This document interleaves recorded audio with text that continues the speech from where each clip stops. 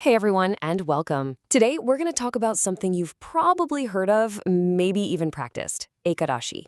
Now, millions of people observe this, but its real roots, the deep science and spirituality behind it, often get missed. Trust me, it's way more than just not eating for a day. It's this incredible meeting point of astronomy, our own biology, and deep devotion. So, you might be wondering, what exactly is Ekadashi, and why should we even do it? What's the big deal? Well, those are the exact questions we're going to tear down today. We're going to look at the amazing logic and the beautiful meaning behind this ancient practice. Ready? Let's get into it. Okay, so first things first. To really get Ekadashi, we have to start with the calendar. And no, not the one hanging on your wall. We're talking about the Hindu lunar calendar, the Panchanga. It's all about the moon. So picture this. The lunar month is split into two clean halves, each about 15 days long. You've got Shukla Paksha, which is the bright half, when the moon is growing from new to full, and then you have Krishna Paksha, the dark half, where it shrinks back down from full to new again. Simple, right? So where does the number 11 come into all of this? Well, it's actually super simple. The word Ekadashi literally just means the 11th day. That's it. It's the 11th day of that bright, waxing phase, and it's the 11th day of the dark, waning phase. So yeah, it happens twice every single month. All right, so we know when it is. But now for the big one. The question everyone really wants to know, why? Why fast on this specific day? And the answer is so cool. It's this perfect blend of hard science, how our bodies react to the universe, and deep spirituality, which is all about what's going on inside of us. To get the science, we've got to start with ourselves. Just look at us. Our bodies are about 60% water, and our brains, over 70%. All of this water inside us makes us way more connected to forces like the moon than you might think. We're basically walking oceans. We all learned in school that the moon's gravity is powerful enough to pull entire oceans and create tides. Well, guess what? That same exact gravitational pull is tugging on all the water inside our bodies, too. At certain times, it creates a kind of internal high tide, which can put a lot of pressure on our systems. And here it is. This is the piece that makes it all click. On Ekadashi, that 11th day, the atmospheric pressure hits rock bottom. It's the lowest it gets in the whole cycle.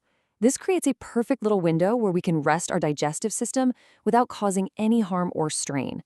It's like ancient wisdom figured out the safest, most perfect day for our bodies to take a break. How amazing is that? But you know, this is only half the story.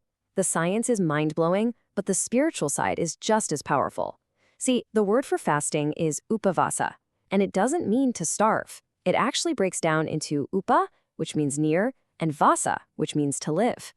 So the goal isn't to not eat, it's to live near God. That's a total game changer, isn't it? And I absolutely love this analogy. Think about it. Our bodies are these incredible machines that just go, go, go 24/7.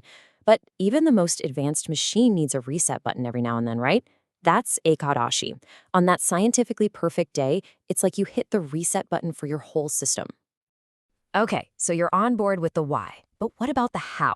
How do you actually do it? Let's get into the practical stuff, the rules of the road for observing Ekadashi. So it's not just a one-day affair. It's really a 3-day process. It starts the day before, on Dashami, the 10th day, where you just have your last meal before sunset.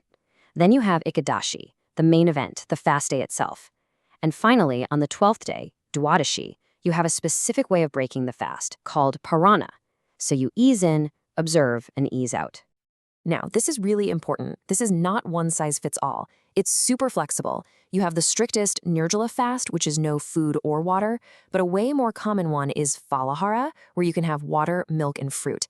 And honestly, for many people, the basic practice is just to avoid grains for the day, so you can find the level that works for you and your health.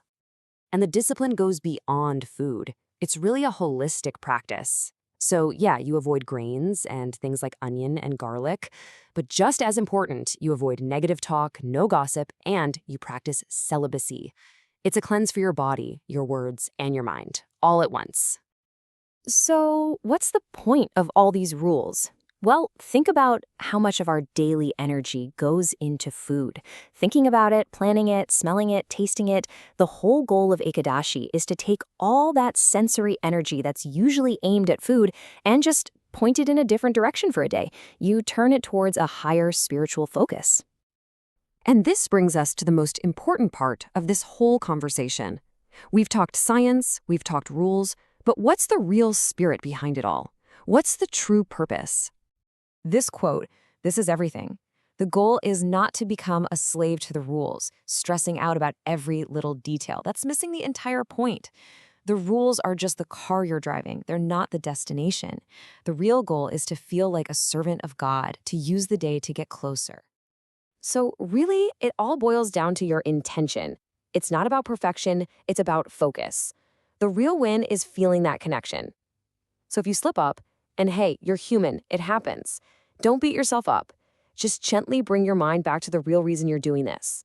Bring it back to that feeling of closeness. So I want to leave you with this question. If the whole point is that divine connection, then how can you make this day completely filled with that feeling?